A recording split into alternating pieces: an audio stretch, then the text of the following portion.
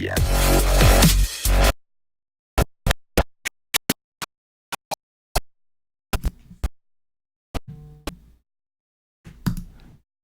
up, nation?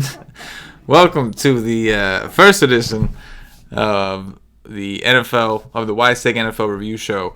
We are reviewing NFL Week 5. Decided to do this. Hopefully, those of you watching on the tube, aka YouTube, can follow along and learn a thing or two about where we made some mistakes, what we got right, what was good about our process, what was not good about our process. Did we get lucky? Did we get unlucky? I think it's good for us as players. It's good for our members, and it's good for those of you watching on YouTube, future members of the Wise Take Nation. CK013 here. You can find me on Twitter at CK_013, and I am joined by the two OGs. First up, the triple OG, not one, not two, but three. Mr. Patio Joe. You can find him on Twitter at Patio Joe Ref. Patio Joe writes our FanDuel breakdown for NFL DFS. Joey, my man. What's happening, bro? How you doing? Doing all right. Week 5 was one of the highest scoring weeks of probably the last 5 years, I think, since I've been playing NFL DFS. So it was crazy if you survived just a little bit, I think. Yeah, for sure. I agree. Massive high scoring slate. A lot of chalk doing dirties. A lot of people in general doing dirties. Also joined by the True OG, Paulie D. You can find him on Twitter at Paulie with 8 Ds. Because 6 or 7 just wasn't good enough. Paulie, what's happening, bro? What's happening? Yo, is the tube like a real thing? Like, is that what people are calling it these days on the tube? That's what I call it. That's all that matters to me. So they will be calling it the tube soon. They will be. Basically. They will be the same way they're telling everybody about doing dirty to their neighbors. And the same way Cam is asking me on a live stream, CK, what is sucking on sevens?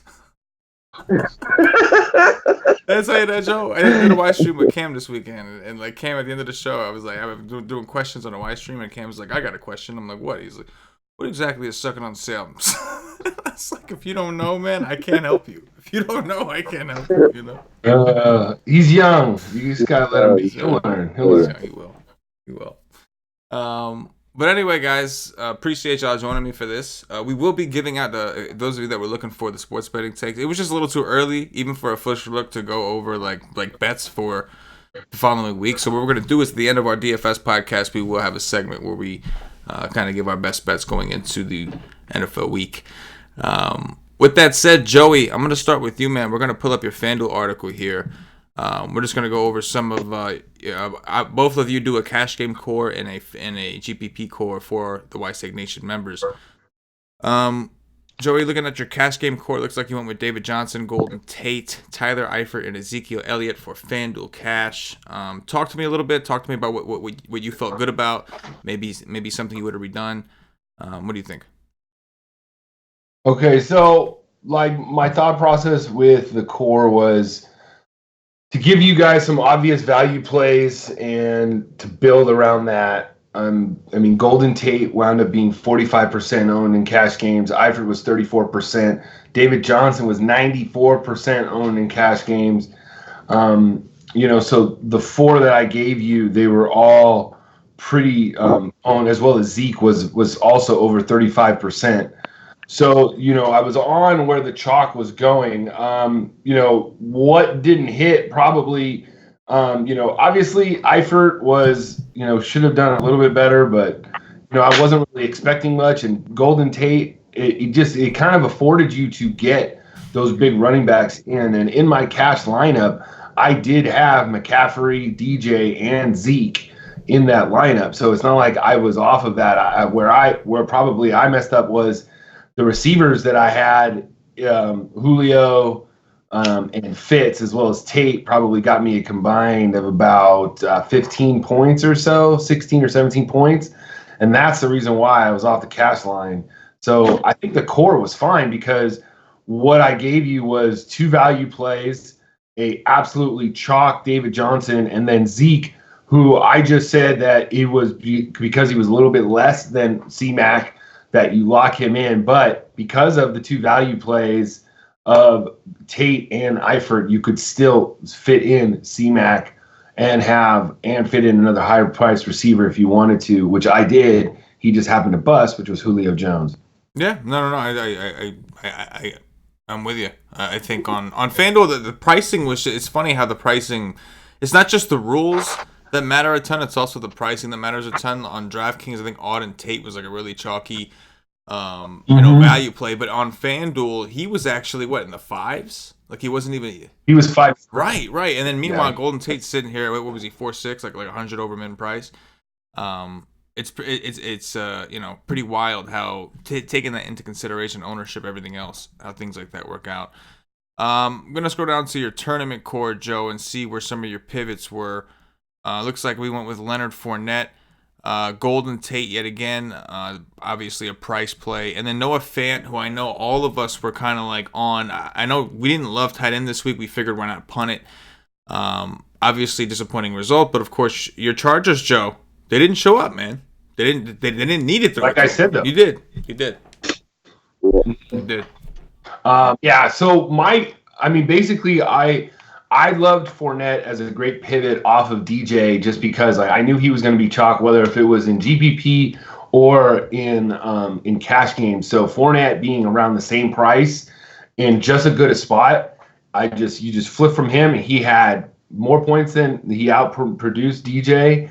At less than the ownership, so to me that was good. Tate was fine, and then Noah Fant, to me I was like, well, since everybody's going to be going to Eifert, Fant is just a little bit more and in just a good a spot. Everything kind of lined up, even the fact that the Broncos were scoring points in the beginning, and you felt like the Chargers were going to have to go up pace, and it was going to be a shootout game. The Chargers just decided to literally just take a shit on themselves and play their worst game of the year, and it showed, and I called it. I was pretty much on it that the Chargers were going to have trouble with Broncos this week, and you just knew it, and I felt like the process was there when it came to Fant, and he just didn't really hit. They didn't really need him. If the Chargers would have kept scoring, maybe they would have kept throwing a little more, but it seemed like after the first quarter of that game, or second quarter of that game, that it just kind of clamped down, and both defenses, it was kind of like just an ugly game after that, Yeah, no, I completely agree. And again, it's like you thought when dirties were coming, the dirties were coming from, him. And instead it was like Phillip Lindsay, and I think Sutton did have a nice long cut touchdown case. And the Chargers didn't show enough fight at the end of the day. Real quick, Joe, let's go into some of your quarterbacks here. Obviously, Deshaun Watson was a quarterback we were all pretty high on. Massive numbers. We'll do quarterbacks, and then we'll move on to DraftKings, taking a look at Paulie's article. Let's see. How do you think you did this week? When it comes to quarterbacks? I mean, I had Watson was my cash game quarterback, so yeah. I was all over him. I felt like when it came to quarterback, I pretty much was on all the guys that really went off. And, I think you needed to have Watson in order to win a GPP as well as cash. Kirk Cousins actually didn't do too bad either. Kyler Murray was fine also. So I think quarterback was fairly easy, as well as running back too. So I think I nailed it when it came to the running back. The only real miss was David Montgomery. That guy is just they just do not want to give him the ball. So that team's in disarray. Doing dirties, Joe. Another week of doing dirties. Looking through the article, solid. I see Christian McCaffrey here. That was my biggest mistake, and we'll get to that after your two. So I'll pull mine up and kind of go where I went wrong. But in the meantime, Paulie, let's pull up your DraftKings article. DraftKings breakdown. Paulie, one thing I do like what you do is usually go in there and kind of give the nation some insight on the type of contests you're playing in, so they get an idea, I think, of like what you're thinking when they go through this article. Looking at some of the let me see. Where's your cat? Let me just find it. Location, GPP Live. GPP Core. We'll go over some of your cash plays, Paulie. Who were your biggest cash plays? So I rocked with Matty Ryan at quarterback. Deshaun Watson did end up scoring like 44. Matt Ryan ended up with like 36. I think for like 600 less, whatever, about the same. I mean, I think point per dollar, Watson wins there by like 0.2. So, either one would have worked. Running back, C-Mac, that was glorious. David Johnson was not. They just decided they didn't need to throw to him. They were leading that game at, new kind of situation for them. And touchdowns were vultured. They used that kid Edmonds again. And then I went with Sony Michel. I came onto that kind of late. Made the mistake of wanting to pay up at receiver, or at least all the way up, getting one of those guys, Julio or Hopkins. So, like, instead of paying up to another, like Zeke or someone else up there, Dalvin Cook would have been fine. But I decided to go with Sony Michel, and he did just fine for his price. I don't want to stay on DraftKings, so that worked out. Oh, hold on. We got some background noise coming in. It ain't me. I don't know what that is. Gotta be Joe.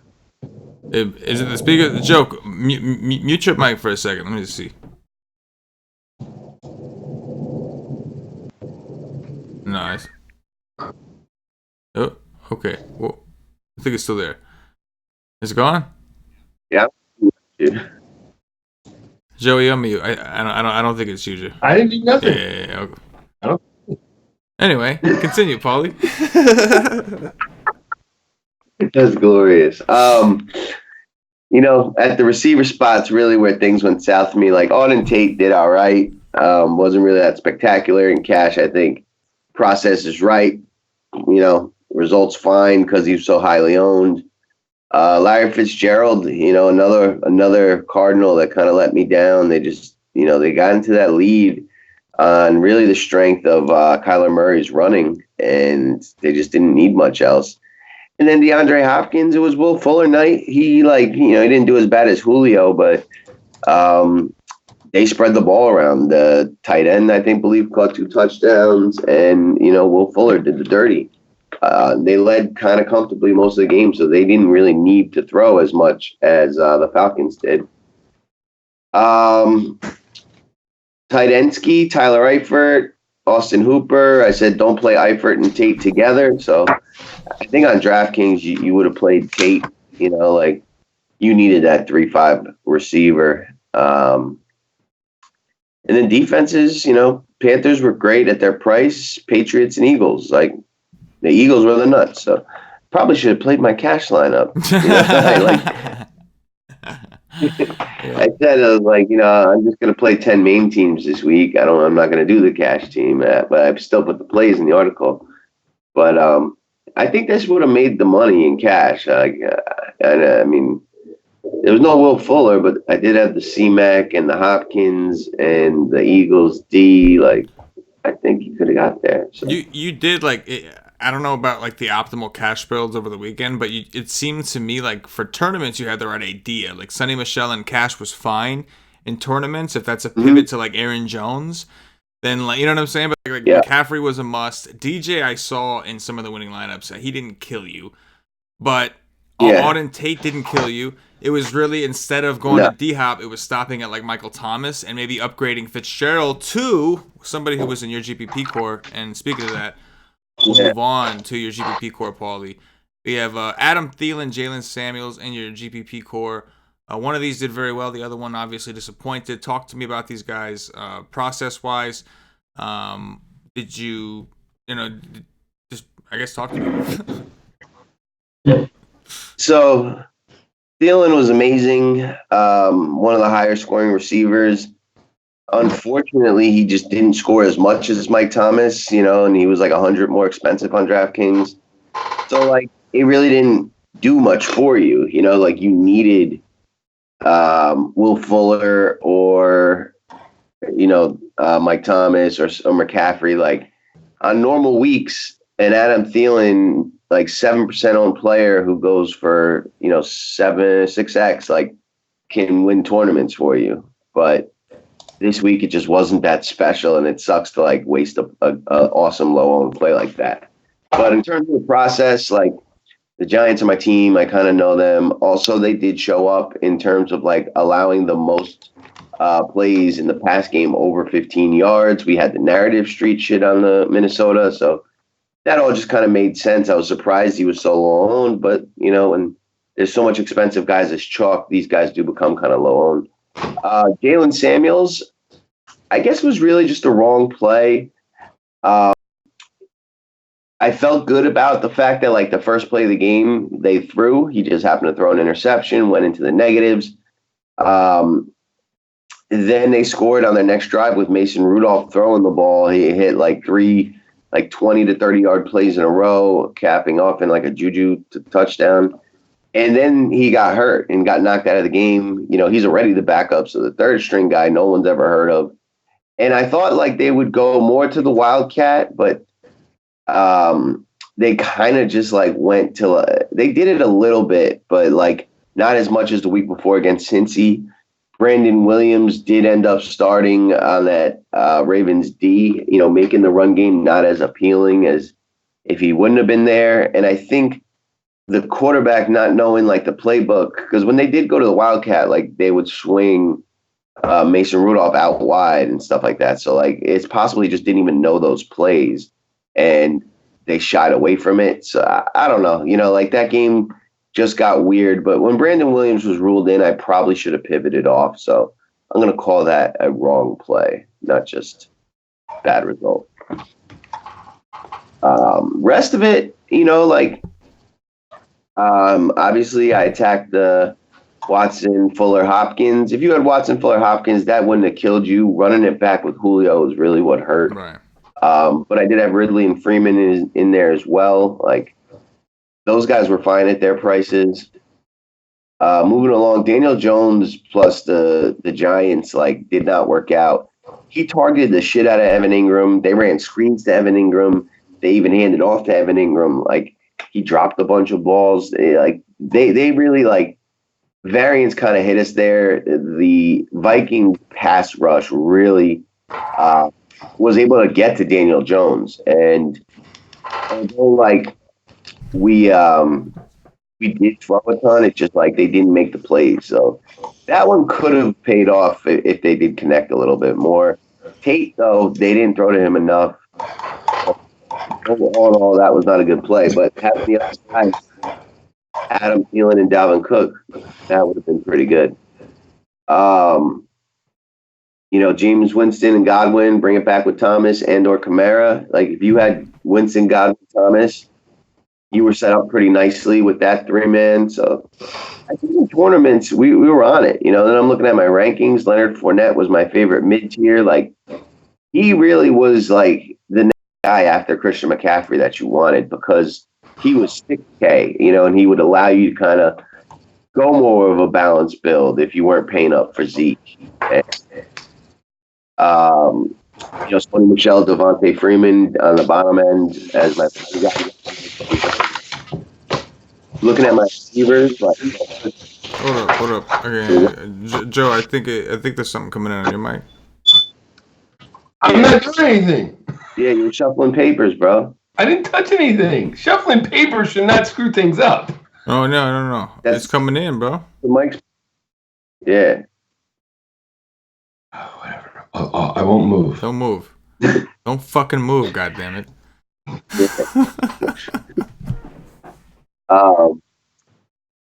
Anyways, but then Chris Godwin, Adam Thielen, Tyler Boyd, Allen Robinson, that foursome right there was gold. Will Fuller right after. Chris Samuel, John Brown had a sneaky nice game too. Basically Julio and Hopkins really ruined my day, but after that, every one of those receivers was a banger. Yeah. And then tight end was insignificant, so we were on it. Man. Yeah. Just not enough feedback for me. That's personally where I went wrong. Yeah. No, I hear you on that. Yeah, man, I made a lot of the same mistakes, obviously. Some of the updates in my GPP notes article, Adam Thielen, I bumped up a lot. I ended up with the exposures I had, some of the players I had a lot of, 55% Will Fuller and 45% Thielen, and You would have thought I would have done well, but like my biggest mistake was not playing McCaffrey at all or Michael Thomas at all. I used Thielen as a strong pivot I felt good about. And the reason I didn't is because I was very heavy on the Buccaneers defense, man. Like I got burned. I was just wrong about that. And I was wrong about the worst thing.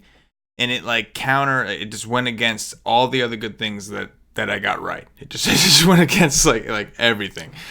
But all in all, man, it's just one of those things where like, even some of the plays I had, like I didn't play McCaffrey. I played like Zeke over McCaffrey, hypothetically, right?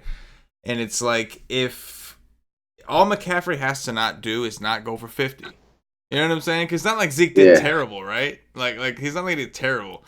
It's like just don't go for 50, dude. That's it. But that was my mistake. The bottom line is as many teams as I had and as the usage, right? Like process wise, that was my mistake. He's the only guy in the league that is getting that kind of usage anymore. He's the only one, right? Like the days of Bell and DJ getting that usage from a couple years ago, he's the only guy getting that kind of usage right now every single week, or at least is using that usage efficiently. There are some guys that are getting a ton of usage, just can't do anything with it. But so on my part, that was just me being wrong in my process. I should have had shares of him. I should have had him. Should have been stubborn, up 7. Like especially with the amount of teams we played. Yeah. Like if you made 3 teams, all right, like if you play one of him, you're not getting yourself really anywhere, although it would help. But like, if you make 20, you definitely should have like 2 or 3 of him. Yeah, you, me, everyone, anyone who faded him. And I think, he's the one can't fade guy. It happens not to be on this week's slate. So we'll be fading him this weekend. And had I known that, maybe I wouldn't have faded him in week 5. Yeah, no, all day. All in all, though, guys, again, this is another week where we're like on it. Unfortunately, this season it's been like you got to be perfect, and we're close. Like I was wrong about big stuff. Like we got a lot right. I was just wrong about big things, and you guys were like right around it. Just a matter of not putting the right combination together. But like just going through both your articles. Defense, yeah, that was big. Defense is probably where I think I screwed up the most. I was on the Dallas D, and like even me and Paulie were talking about it, and like I just was convinced that the Dallas D was going to play better, and they crapped on themselves, and they were probably the most surprise of the weekend how badly they were losing. Like they did end up getting back in it, but that was a big surprise to me how they just didn't show up at all. They were like the Rams 2 weeks ago. That was just like Tampa coming into LA and beating them like that. The Rams should have steamrolled the Buccaneers, and the Packers come in there and here's one of the last topic that we can get out of here, guys, is that somebody brought up on the radio today, which was actually a really good point, was going into the afternoon games, there was 2 games. There was only 2 games left, and if you were behind in cash games at that point and you had Zeke, you should have switched to Jones at that point. Uh-huh.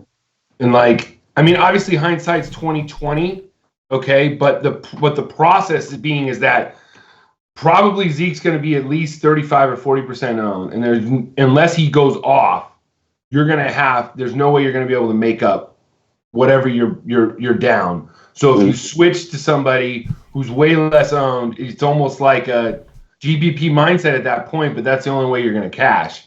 I just think it's, first of all, ballsy to do that, and then to even be able to see that ahead of time is tough. With only 2 games, I think it's a little bit easier to see the pivot. But what do you think about that, Paulie?